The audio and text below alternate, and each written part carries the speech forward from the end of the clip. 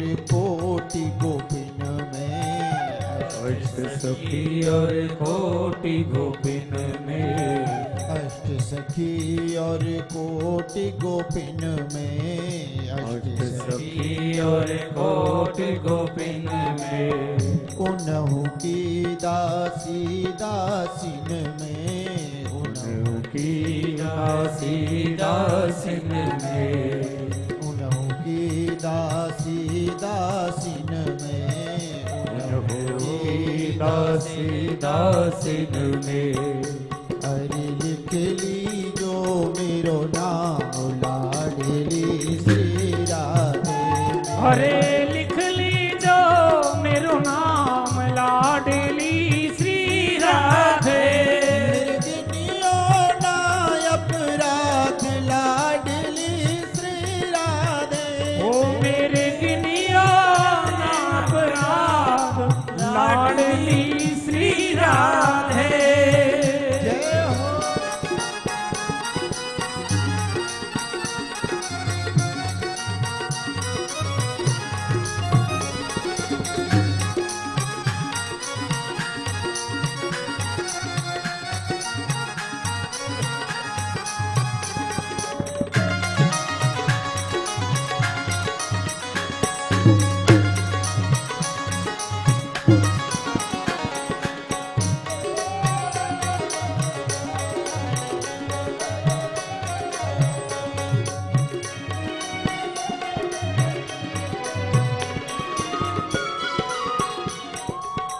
जब से तेरी शरण में आयो, जब से तेरी शरण में आयो, जब से तेरी शरण में आयो, जब से तेरी शरण में आयो, परमानंद बहुत सुख पायो, परमानंद बहुत सुख पायो, परमानंद बहुत सुख पायो, परमानंद बहुत सुख पायो।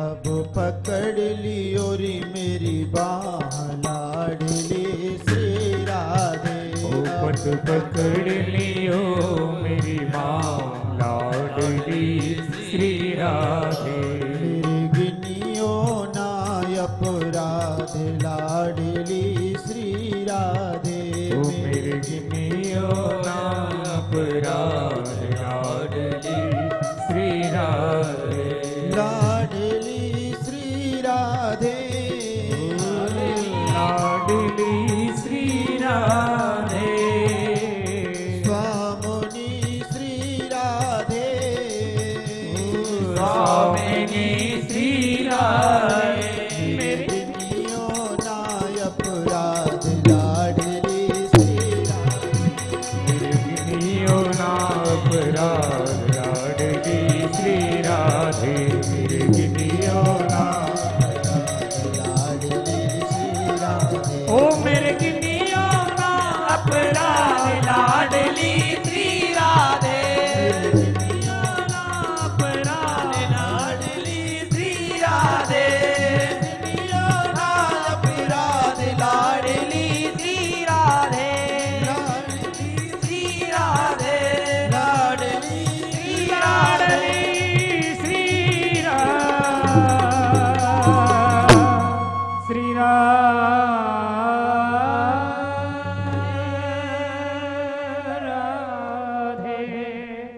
लाडली श्री राधे। ओ मेरी गिनियो ना अपराध लाडली श्री राधे,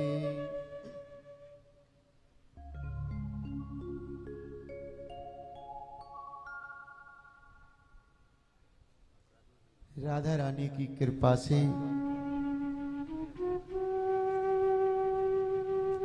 आज कथा का पंचम दिवस पूर्ण हुआ।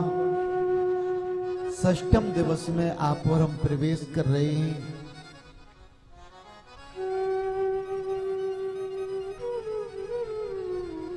कल आपने भगवान की बाल लीलाओं के बारे में श्रवण किया।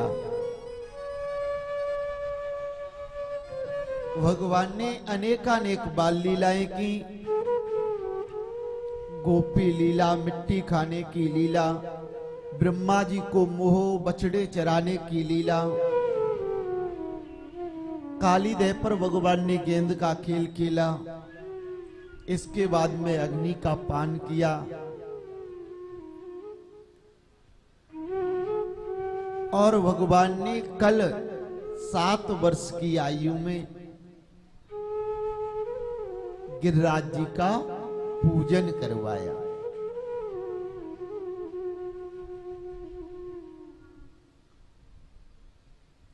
गिरिराज जी का पूजन हुआ और जैसे ही सब ब्रजवासियों ने आज पूजन किया, 56 प्रकार का जितना भोग था तो एक स्वरूप में भगवान गोवर्धन के रूप में प्रकट हो गए।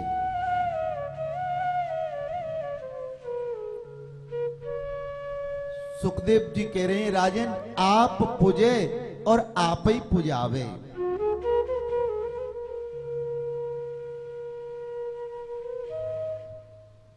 आज सभी ने भोग लगाया तो आज ब्रजवासी कहने लगे, भैया एक बात बता, तुम्हारो जो ये गिरिराज जी है ना, जाकी सकल कछु तुमते मिले।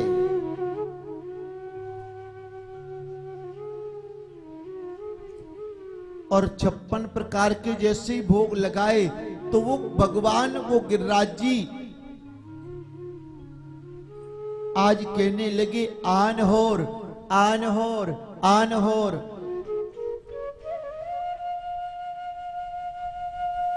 आन होर का मतलब होता है और लाओ और लाओ और लाओ।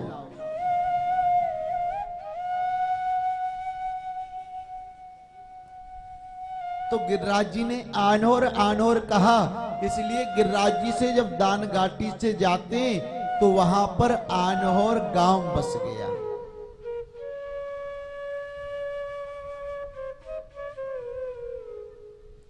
इंद्र को नारद जी ने बताया, तुम्हारी तो पूजा बंद हो गई। अरे ब्रज में तो नंद के लाला की पूजा है रही है।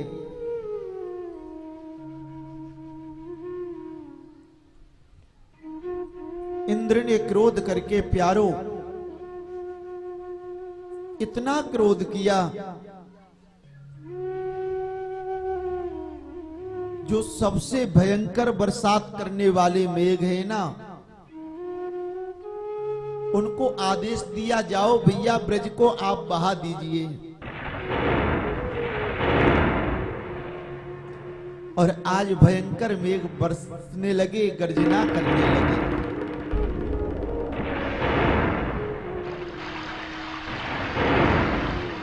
और कौन से बादल बरसाए?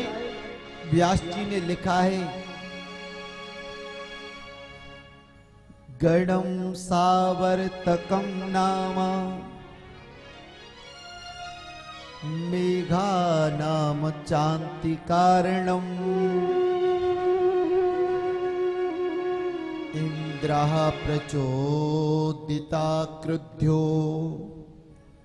वाक्ये चासन्मान्युता। इंद्र ने सावर्तक गणों को भेजा। सभी ब्रजवासी चिल्लाए, भैया अरे लाला तेने गिरिराज जी को पूजन करवायो, भैया तू बचाइए, अब हमारी इस बरसात से रक्षा कीजिए। कहने लगे, आप नेत्रों को बंद कीजिए। जैसे ही नेत्र बंद किए, आज मेरे 7 वर्ष के कन्हैया ने उस 7 कोस के विशाल पर्वत को अपनी कनिष्ठिका, अपनी चिटली उंगली पर धारण कर लिया।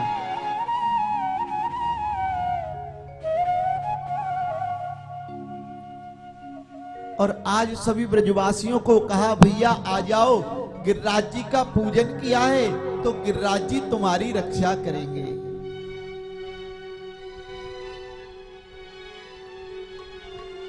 आज प्यारो 1 दिन बीता, 2 दिन बीते, 3 दिन बीते, लेकिन कन्हैया आज छत्र के समान 7 कोस के पर्वत को धारण किए हुए हैं। सुखदेव जी कह रही है जितना जल बरसा प्यारो, 7 दिन तक लगातार बरसात हुई, लेकिन जल की एक बूंद, अरे ब्रज में तो धूल ही धूल उड़ रही थी। सुखदेव जी से प्रश्न किया राजन परीक्षित ने, महाराज ये बताइए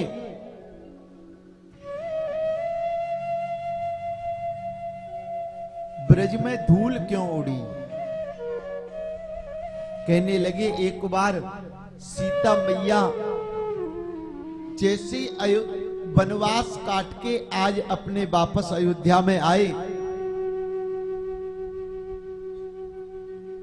तो मैया ने संकल्प लिया मैं रोजाना एक ब्राह्मण जमाऊंगी।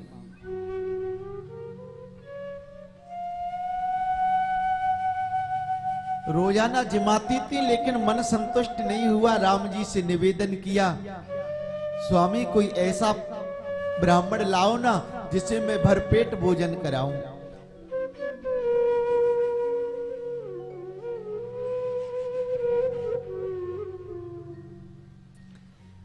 राम जी ने अगस्त मुनि को न्योता दे दिया, और अगस्त मुनि जैसे ही पान करने लगे, मैया ने पूड़ी कचौड़ी पकवान बनाए, अनेक प्रकार के पकवान आज कचौड़ी पकौड़ी बनाई।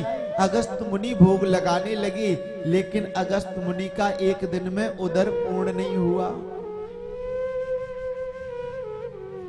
मैया साक्षात जगत जननी है, उन्होंने आज रिद्धि सिद्धि को बुलाया, गणपति को बुलाया, शुभ लाभ को बुलाया।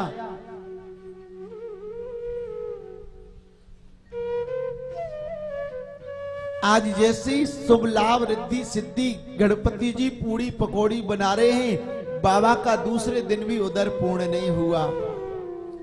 ऐसे करते करते आज बाबा को 17 दिन बीत गई, लेकिन अगस्त मुनि का उदर पूर्ण नहीं हुआ। अब मैया घबराने लगी, जे कैसो ब्राह्मण आ गए हो? अरे जा ब्राह्मण ने तो हमारे परिवार को, हमारी रिद्धि सिद्धि, हमारे गणपति को भी परेशान कर दियो। ये तो विलक्षण संत हैं। जब 17 दिन से भोजन कर रहे हैं, अभी ना जाने कितने दिन भोजन करेंगे। सोई राम जी से निवेदन किया, स्वामी आप कह दो ना, इनका उदर कोई ऐसा काम करो इनका उदर पूर्ण हो जाए। जानकी मैया को कहा, राम जी ने, देवी आप इन संत को तुलसी पत्र का भोग लगाओ। और आज 18 दिन बाद अगस्त मुनि का उदर पूर्ण हुआ।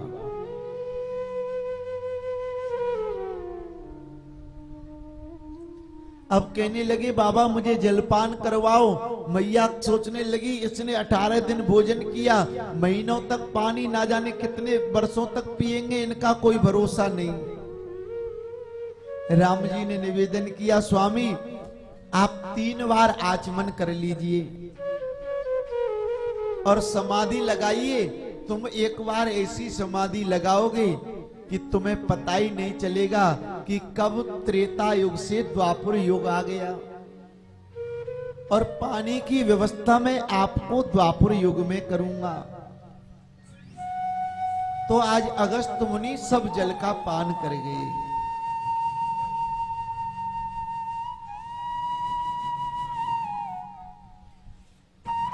आज गिरिराज जी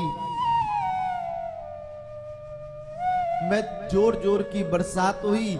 आज कन्हैया को पूरे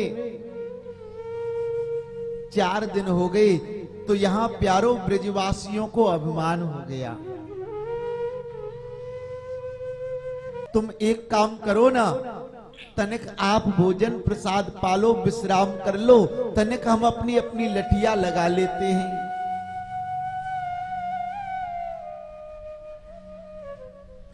आज कन्हैया ने कहा भैया लगाइए, आप अपनी लाठियों को लगाइए। और जैसी लाठी लगाई और कन्हैया ने जैसी अपनी उंगली नीचे की, सोई सबकी तड़ तड़ करके लकड़ियां, वो लाठियां चटकने लगी और सब चिल्लाने लगे, अरे कन्हैया रोकिए रोकिए, अरे भैया इसके नीचे दब जाएंगे।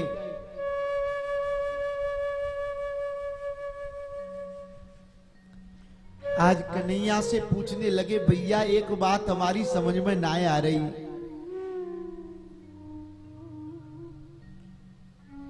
अरे जा गैया को दूध तुम पीते हो, जा गैया के, जा गोपी के घर में तुम माखन खाते हो, वही माखन हम खाते, वाई गाय को दूध हम पी में, लेकिन ये बता लाला तो में इतनी ताकत कहां से आ गई?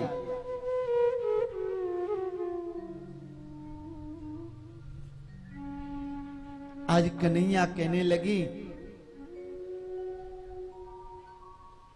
कछु माखन को बल बढ़्यो, कछु गोपिन करिए सहाय, श्री राधे की कृपा सो मैंने गिरवर लियो उठाए। भैया राधा रानी की कृपा से मैंने ऐसा किया है, कछु तो माखन का बल बढ़ा और कुछ हमारी किशोरी जी ने कृपा की।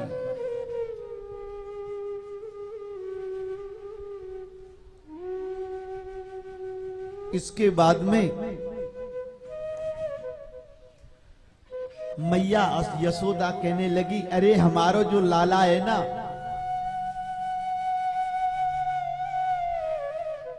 तनिक या लाला के इतने बड़ो भार अपने सर पर रखा है, तनिक सब थोड़ा थोड़ा सहारा लगाओ। इतने में 7 दिन बीत गए तो इंद्र से जाकर के नारद जी ने कहा, भैया इंद्र तुम्हारी तो ब्रज में पूजा बंद हो गई,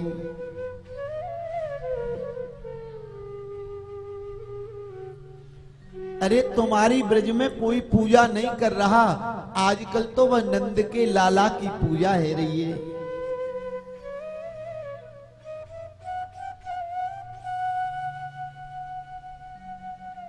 तो जैसे इंद्र आया और इंद्र ने देखा, तो इंद्र ने जैसे देखा कि मैंने गणों को भेजा, मैंने मेघों को भेजा, लेकिन ब्रज में तो धूल ही धूल उड़ रही है।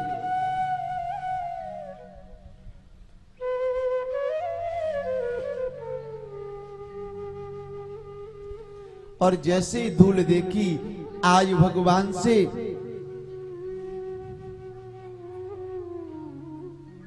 और इंद्र ने आकर के यहां क्षमा मांगी, अरे प्रभु आप मुझे क्षमा कर दीजिए।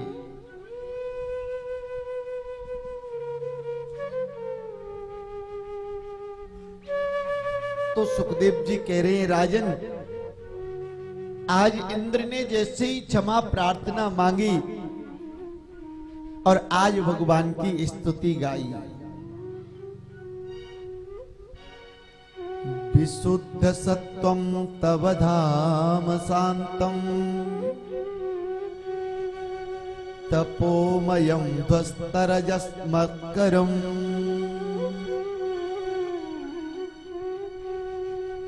मायामयोऽयं गुणसंप्रवाहो, ना विद्यते ते गृह्णानुबंधा। मैं आपका अनुगृहीत हूं, आप विशुद्ध हृदय वाले हैं, प्रभु आप मुझको अपनी शरण में ले लीजिए।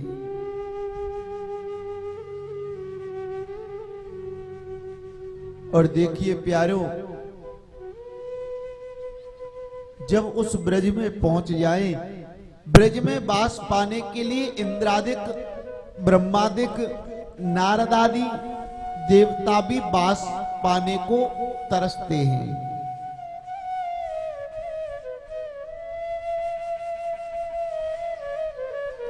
और आज वही इंद्र हाथ फैला करके, झोली फैला करके आज भगवान से मांगने लगा, प्रभु आप मुझे क्षमा कर दो, मुझसे आपका अपराध हो गया।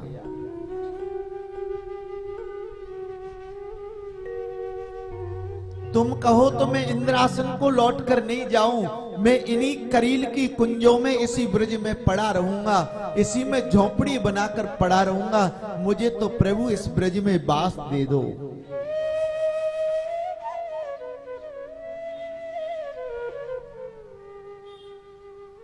और ब्रज में जाकर हमें भी भगवान से ये मांगना चाहिए, प्रभु आप कब कृपा करोगे, कब हमको अपनाओगे, कब अपना बना करके इस ब्रज में वास दोगे।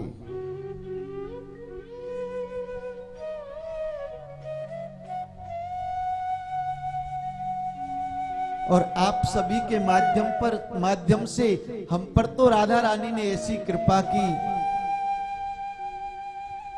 कि एक सुंदर जगह की व्यवस्था की, और ब्रज धाम में हमारा आप सभी का भी वास, और आप सभी के सहयोग से आप सभी की ब्रज धाम में एक कुटिया का निर्माण हो रहा है।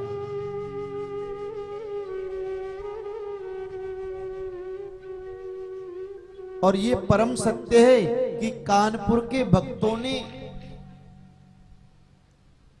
उनकी ये धारणा थी, और उन्होंने महाराज जी में धक्का लगा लगा कर कहा कि जमीन ले लो, धीरे धीरे सब बन जाएगा।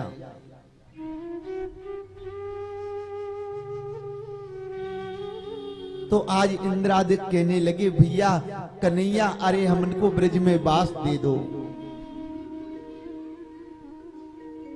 और आइए हमको भी झोली फैलाकर भगवान से मांगना चाहिए, हे प्रभु आप हमें कब ब्रज में वास दोगे।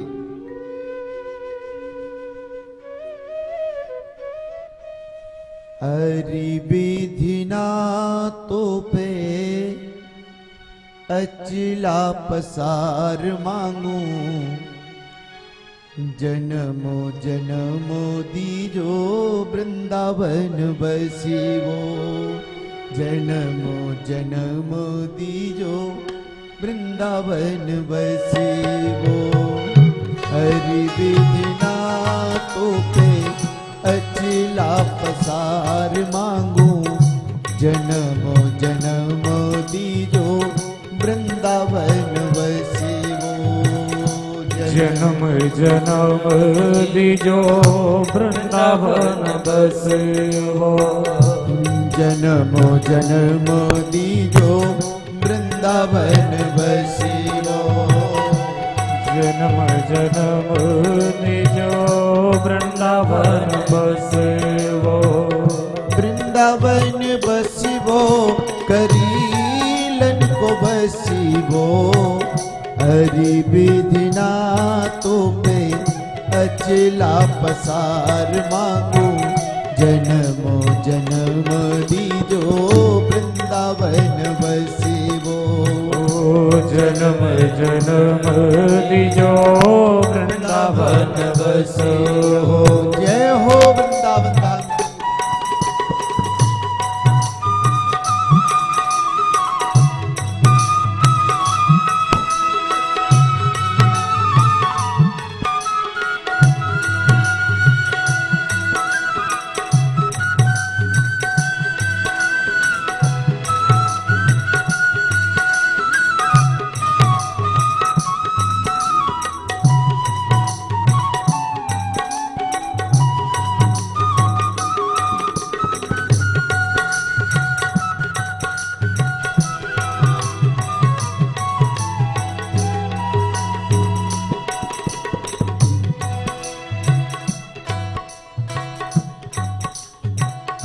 वृंदावन में बांके बिहारी, वृंदावन में बांके बिहारी। वृंदावन में बिहारी के दर्शन, वृंदावन में बिहारी के दर्शन।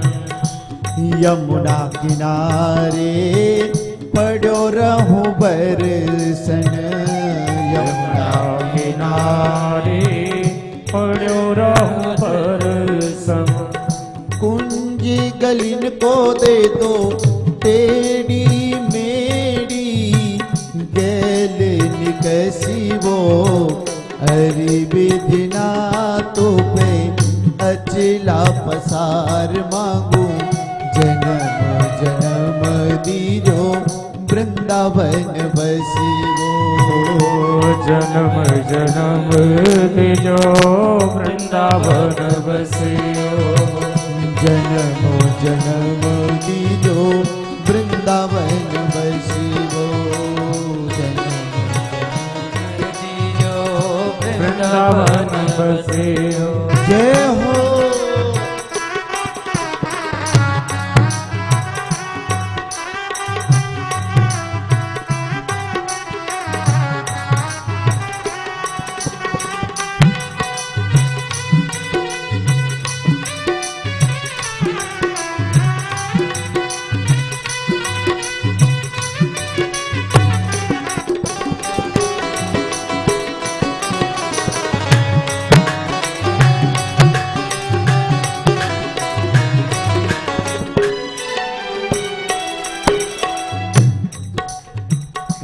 गोवर्धन में प्यारे गिरधारी गोवर्धन में प्यारे गिरधारी गोवर्धन में प्यारे गिरधारी गोवर्धन में प्यारे गिरधारी हर लेंगे वो विपदा सारी हर लेंगे वो विपदा सारी हर लेंगे वो विपदा सारी हर लेंगे वो विपदा सारी वृंदावन में मांगो प्यारे वृंदावन में मांगो प्यारे तलटी को बसी वो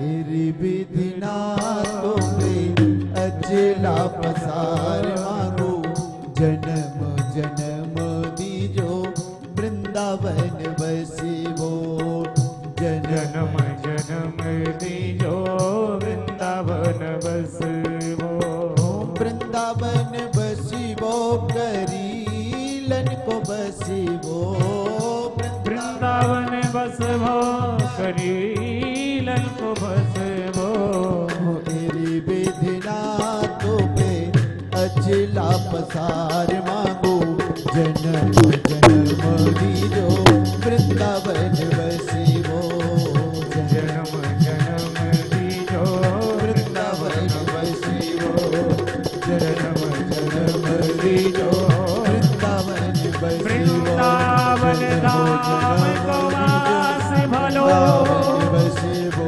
जहाँ पास बहे जमुना महारानी संत अनंत के दर्शन हो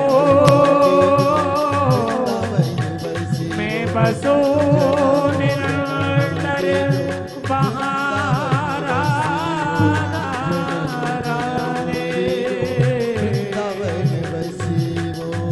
जन्म जन्म दीजो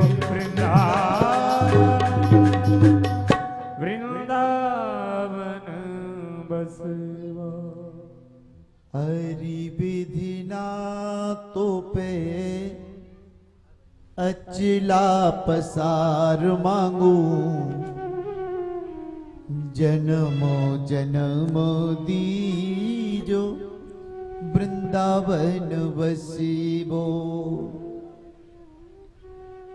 वृंदावन बसीबो करीलन को बसीबो हरि विधिना तो पे अचिला पसार मांगू जन्मो जन्मो दीजो वृंदावन बसीबो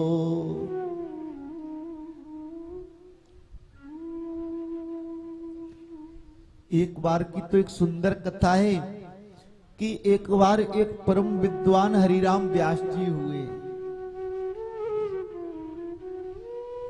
उनको इस बात का अभिमान हो गया कि मुझसे बड़ा विद्वान इस संसार में कोई नहीं है,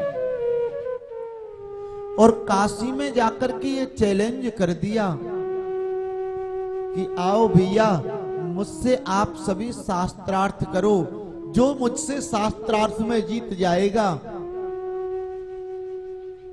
मैं मानूंगा,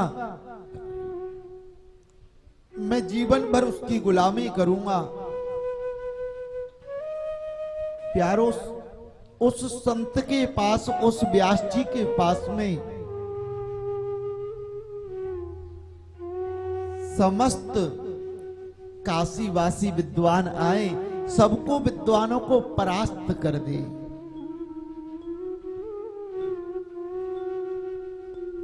आज जब कोई विद्वान नहीं बचा तो आज काशी के विद्वानों ने भगवान शंकर की पुकार की, हे प्रभु, काशी विद्वानों का गढ़ है और हमारे काशी की महत्ता मिट जाएगी, प्रभु आप कुछ करिए ना। तो देखिए प्यारो, आज एक विद्वान का रूप बना करके भगवान शंकर आज स्वयं व्यास जी से शास्त्रार्थ करने आते हैं, और जैसे ही शास्त्रार्थ करने लगे, हर बात का आंसर, प्रति उत्तर हरिराम व्यास जी देते गए।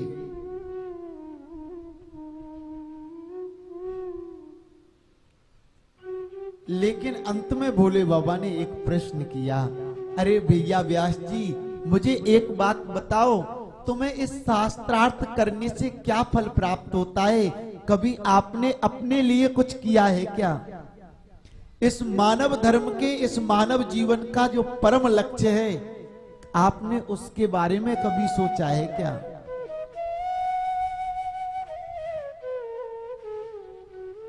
अच्छा बताइए, आप शास्त्रार्थ जीत करके क्या हासिल कर लोगे? क्या तुम्हारे आत्म कल्याण हो पाएगा?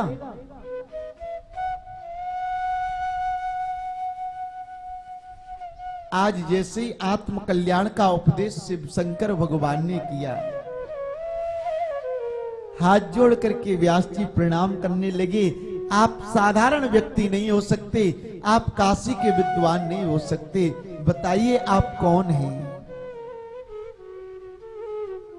और आज श्रद्धा, वो विश्वास के स्वरूप भोले बाबा ने हरिराम व्यास जी को दर्शन दिया। उसी दिन आज हरिराम व्यास जी ने सीधे काशी से कभी घर नहीं गए और आज वृंदावन दौड़ करके आ गए। घर वालों को पता चला भैया हमारे व्यास जी वृंदावन चले गए, सभी उनको रिश्तेदार परिवारजन लेने के लिए आए।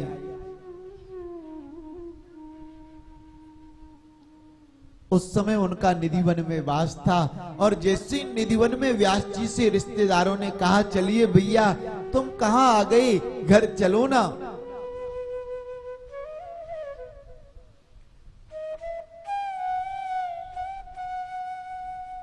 और मैंने तो कितने पोस्टर वृंदावन में लगे देखे कि हे मुन्नो, अरे तुम हमारे घर लौट आओ, मुन्ना की याद आ रही है, हमारी सब गलतियां माफ कर दो।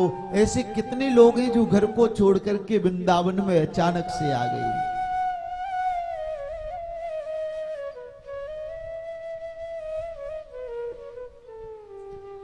परिवारजनों ने निवेदन किया, जब भी व्यास जी को स्मरण हुआ, अरे बिहारी जी का प्रसाद मुझसे छूट जाएगा, और आज निधिवन से दौड़ लगा दी। जैसे बिहारी जी के प्रसाद पाने के लिए आए, उस समय बिहारी जी की आरती हो चुकी थी, पट बंद हो चुके थे, प्रसाद बट चुका था। ब्रज की मैत्रानी प्रसाद लेकर के अपने टोकरे में लेकर सामने से आ रही थी। जैसे ही आज बिहारी जी का प्रसाद देखा, कढ़ी चावल का भोग देखा, तभी आज मैत्रानी से व्यास जी ने निवेदन किया, देवी माता मुझे प्रसाद दे दो ना। कहने लगी, स्वामी मैं तो अछूत हूं, अरे मैं कैसे प्रसाद दे सकती हूँ। नहीं माता, तुम मुझे, ये भगवान का प्रसाद है, ये तुम्हारा प्रसाद नहीं है, तनिक एक पकौड़ी मुझे खिला दो ना। और जैसे पकौड़ी का प्रसाद, जैसे चावल का प्रसाद खिलाया, पीछे से दौड़ते दौड़ते उनके परिवारजन आ रहे थे। जैसे देखा, भैया इसने मैत्रानी का झूठा खा लिया, अरे इसने तो मैत्रानी से प्रसाद पा लिया।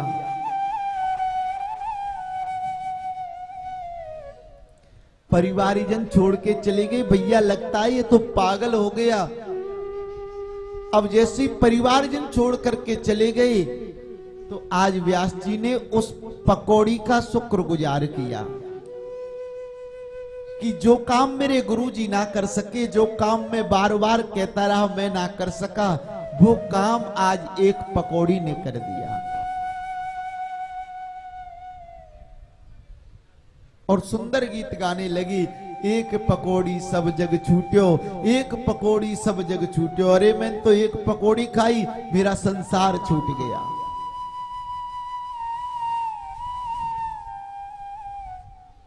तो ब्रज में वास पाने के लिए, और उस दिन से वो कभी लौट कर नहीं गई, और इतने बड़े विद्वान हुए जिन्होंने ब्रज में वास करके निरंतर हरि को भजा।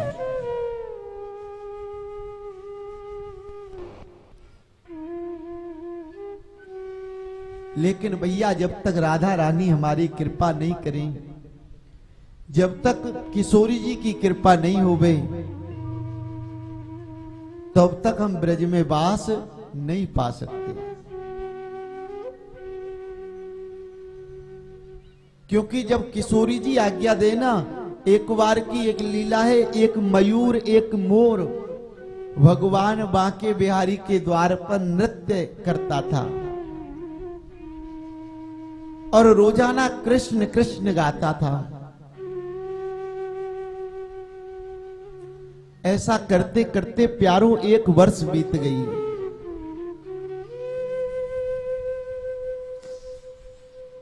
लेकिन एक भी दिन कन्हैया ने, बिहारी जी ने उस मयूर को देखा तलक नहीं। और वो मोर इतना उदास हुआ कि भैया लगता है मुझ पर भगवान कभी कृपा करने वाले नहीं हैं। दौड़ करके वृंदावन से जैसी उड़ करके आज किशोरी जी के भवन पर बरसाने में वो मयूर पहुंच गया।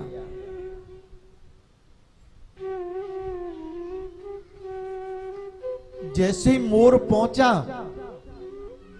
और जैसे किशोरी जी के द्वार पर उन्होंने कृष्ण कृष्ण गाना प्रारंभ किया। अब भैया बरसाने में तो सभी राधे राधे गाते हैं, वहां कृष्ण कृष्ण नहीं करता। और जैसे ही सुना हमारे द्वार पर कृष्ण कृष्ण कौन गा रहा है, और जैसे ही हमारी किशोरी ने अपने प्रियतम का नाम सुना, दौड़ करके उस मयूर को अपनी गोदी में भर लिया, अपनी अंक में भर लिया।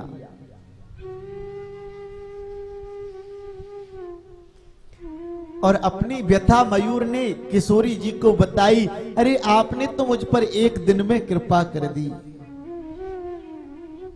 मैं 1 वर्ष से कृष्ण कृष्ण गा रहा था, लेकिन उस कन्हैया ने मुझ पर कभी भी कृपा नहीं की। तो किशोरी जी ने कहा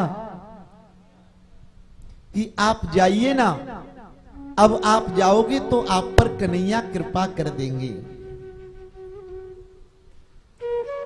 और आज जैसे ही वो मयूर लौट करके आया, तो उस दिन ने